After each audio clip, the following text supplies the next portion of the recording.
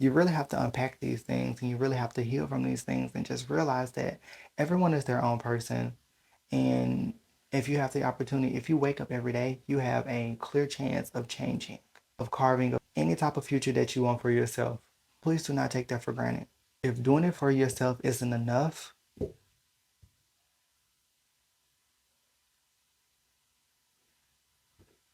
at least try to do it for all the people out here that weren't given that chance.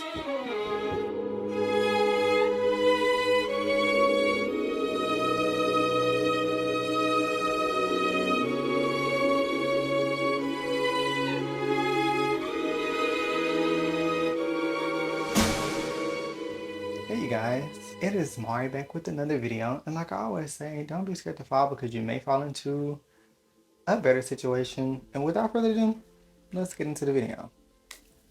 You need to heal before you lose yourself. Let me say that again for you. You need to heal before you lose yourself. Feeling discouraged in life, constantly depressed, not knowing where these emotions are coming from. If it's not coming from the present life, it has to be coming from the past. A lot of people can't explain how they feel. If you can accept the past and acknowledge that, you won't be able to tell how it's affecting you in today's time. In cases of severe trauma or chronic trauma throughout childhood, our body learns that the world is not a safe place and therefore remains in one of these three responses. This becomes our normal way of functioning. Our nervous system starts perceiving threats where there aren't any. Everything becomes a trigger, even when you don't recognize what those triggers are. It could be something as small as a scent or a sound or even a thought that is passing that you don't even notice, leading to a heightened baseline for anxiety and therefore more easily triggered. So that is what I mean by heal yourself before it's too late. And what does too late mean? When you solidify this version of yourself, this traumatized version of yourself, it is very hard to come back from. You really have to unpack these things before they are set in stone. So what does this look like? If you as a person, if you don't feel the need to speak your truth, or you feel like you can't speak your truth, you really have to unpack that and understand the reason why you feel that way. Like, why do you feel that way? Why do you feel like you can't speak your truth? This is something that I've struggled with when I just throughout my whole life. People have always just drained me, and it's because of like negativity, just energies just colliding with my presence to the point where I just like to be by myself. Being with people just always felt like it was a lot. This was the first sign that there was something that needed to be fixed. This is the main reason why I myself am introverted. Not only do I like my comfort, but I like my comfort because it is my safe place where I feel the most safe and the most unjudged. But I had to unpack that and just realize that it wasn't anybody else, it was me. And I needed to heal from some things and get out of this introverted state.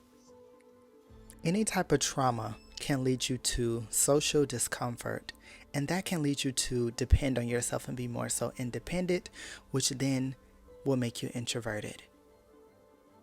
Let's talk the shy one. This is someone who does their best to not be around others, or when they are around others, they don't feel safe, they're not at ease. You may have a high desire to isolate yourself. Being around lots of people tends to drain your energy, so when that happens, you feel like you need to go into your cave, which is just your room, and you feel like you need to recharge by being alone. You may be seen as someone who doesn't talk much, and when you do have something that you love talking about, you're usually the one that is speaking up the most and so passionate about what it is that you're doing. You may have a very interesting perspective on the world, a very deep perspective on the world, because your home is internal. You're constantly talking to yourself and in your own mind. Because nobody that is introverted wants to be. So I had to realize that and I had to unpack that before it became my reality. Feeling alone in 4 rooms and feeling like an outcast. Everyone will feel like an outcast at some point in their life because this world doesn't really glorify individuality.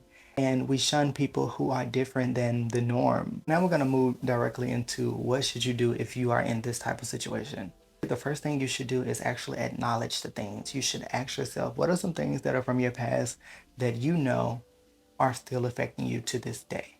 Everything that happened in the past changed you for the better. If it didn't happen, you wouldn't be a more smarter, aware, and better person. 1, you survived. 2, it made you more aware of that. 3, you have a chance to not make that mistake again. Those are 3 reasons that you should be grateful for, and more than enough reasons for you to move past that and make peace with it. Take accountability with yourself, because that is required for you to move forward. You have to lower your expectations because you expected too much.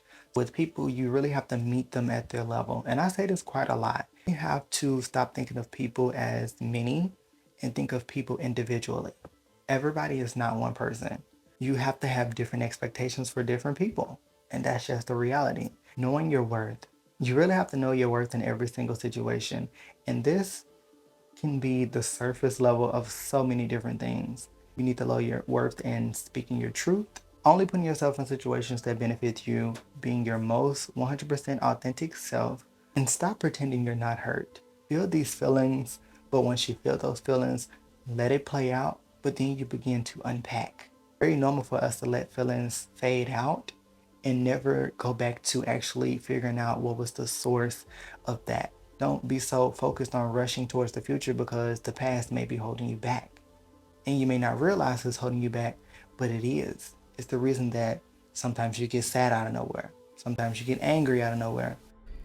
If you or somebody you know is chronically angry, I want to help you understand the connection between anger and unresolved trauma. Anger's function in our bodies is to alert us to feeling violated. Lots of people get anger and rage confused. Anger is I feel violated and there's a panickiness to it. Rage is I feel violated and I have a violent mindset, so I'm going to use the energy from my anger in order to try to control somebody else. So we're not talking rage here, we're talking anger. When you have trauma, trauma is essentially a violation. It's a violation of your sense of safety in the world, of your sense of dignity in relationships, of your bodily autonomy. But if you've never had the opportunity to process that experience, what happens is your body creates the sensation of feeling violated all the time because the trauma doesn't feel over, it feels ongoing. So what can you do about it? If you are the person that's chronically angry, you need to get treatment, not for your anger. Yeah, you got to deal with your anger, but for what it is signaling. Where is the violation in your story that has yet to be processed and resolved? Everybody is not your past. Just because a person from your past did a hop over the moon doesn't mean that this new person, when he does a hop over the moon, that doesn't mean that he's going to traumatize you as well. Are you getting what I'm putting down?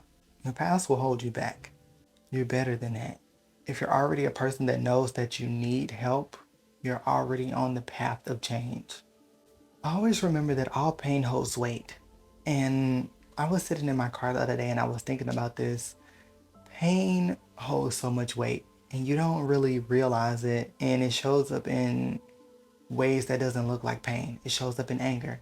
It shows up in trauma. It shows up in sadness. It shows up in depression. If you are someone who has dealt with any type of trauma or need any type of healing, it can look like so many different things.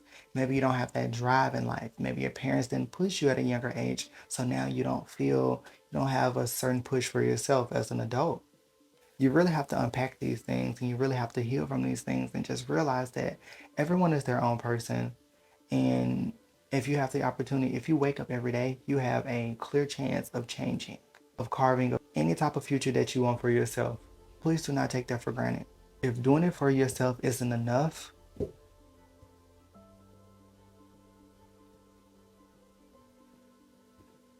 at least try to do it for all the people out here that weren't given that chance. Some ways that I've been taking myself out of this element and forcing myself to be less of an introvert is taking myself on actual solo dinners. And I did this as of recently. I've been wanting to do it for the last couple of years and just never done it because the idea of me sitting at a table by myself with no one to talk to is just not something that I can see myself walking into. But I did force myself to do it. I dressed up, I got really, really pretty, and I went and sat down and I enjoyed myself. I ate and I enjoyed my own company. And now since I got over that hurdle and that fear of, just basically being by myself, I've been able to do it a lot more recently and I actually love it. I love the feeling of being out by myself and I'm definitely going to do it more often. Just really just had to wake up and just realize that there was something going on Why do you like to be alone? Why are you alone? There's so many people out here in this world. You can't let yourself fall victim to this introverted mindset and completely cut ourselves off from the entire world. And I can say that I was that person. And I sat in it because it gave me comfort and it made me feel safe. If you are that person that is introverted, that you don't have to be like that. There's so many people in this world that will pour into you, that will make you, that are so magnetic to the point where you would want to be around them. You wouldn't want to be in your safe place because you'll find a safe place in them. I know being at home and in your safe spots, whatever it may be for you.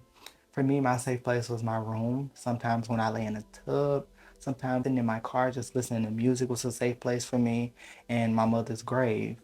But those are places that required me to be alone for it to be a safe place. And you can find a safe place in people. Introverted people are often the most magnetic. And you will find someone that so magnetic to the point where you will want to be around them. They will be a part of your safe place.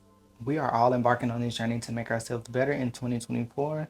And this is subscribing to my channel is going to be a part of that. I would love to have you a part of this growth journey.